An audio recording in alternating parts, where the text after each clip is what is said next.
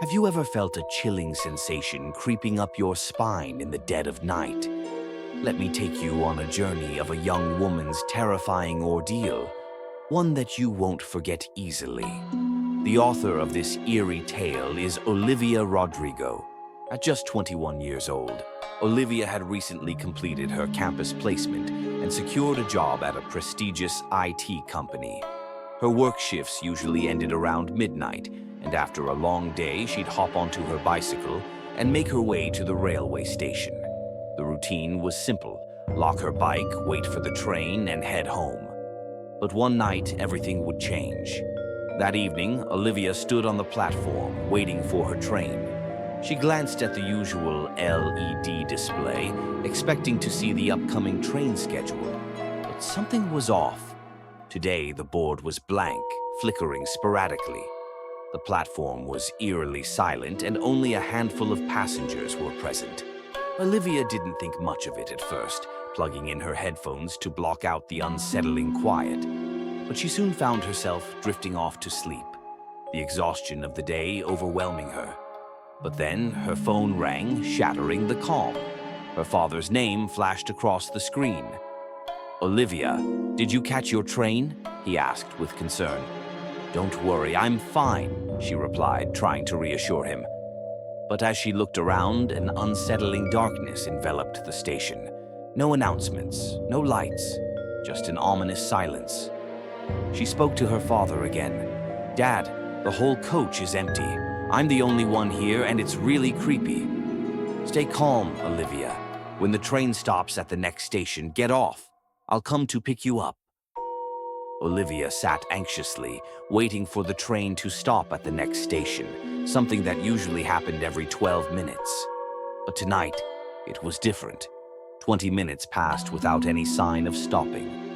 Olivia's heart raced. She had no idea where she was. She knocked on the driver's cabin, but there was no response. Panicked, she went back to her seat, trying to calm herself. She waited desperately for the train to stop, but the minutes ticked by, each one heavier with fear. Finally, the train slowed down and came to a halt. Olivia breathed a sigh of relief, but when she looked outside, it was pitch dark. No lights, no signs. The platform was completely empty. Her heart pounded. This didn't feel right. She dialed her father's number again.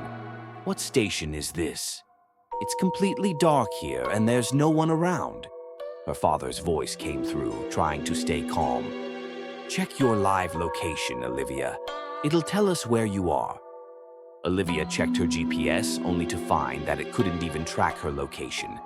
A sense of dread washed over her as she realized she was stuck in a place that no one could find. Her father was desperate. "Stay calm, Olivia. I'll get the police involved. Try to find something, anything around you. Just let me know when you find it." Olivia wandered around, and just as she began to lose hope, she saw a large sign. Maybe this would give her some answers. But when she turned back to the train, her phone rang once again. "Don't be afraid, Olivia. Stay strong. Your train is off track. Look around. You'll find something. A building, a church, anything. Just keep moving. Let me know what you see."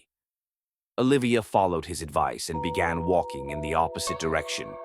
The surrounding darkness felt suffocating. As she ran, she heard footsteps behind her, and for a moment she felt like someone was chasing her. Her fear peaked, but when she turned around, no one was there. She kept running, but then, suddenly, she heard a voice. Someone calling her name, angry and threatening. "Olivia!" She didn't dare turn around. She was too scared. She clutched her phone tightly, using the flashlight to guide her way. Then, through the darkness, she saw it. A woman hanging upside down on a pole, her hair flowing in the wind, her face twisted into an evil grin. Olivia froze in horror. She couldn't move. She turned and ran back toward the station. As she sprinted, she saw a man running toward her. His face was twisted in a grotesque way, and Olivia recognized him. He was the one who had been following her. The man waved his hand, signaling her to stop, but Olivia didn't want to listen. She continued running. When she looked back, the place where the woman had been was empty. The path ahead seemed clear, but Olivia was now desperate to escape. She continued running until her phone's battery died. Then she saw a car nearby. Should she approach? What else could she do? Fear gripped her, but she decided to approach the car. A man stepped out, asking, "What are you doing here at this hour? Is everything okay?" Olivia was trembling with fear. The man noticed it and gently guided her into the car. "Calm down. Tell me what happened." Olivia explained everything, how she ended up in this place, and how she had been trying to get out for hours. The man smiled strangely and said, "We're heading back to the platform now." But Olivia knew she couldn't go back there. Just as she turned to face the man, his face began to change, morphing into the same figure that had been following her on the tracks. Olivia screamed and ran out of the car, her heart racing.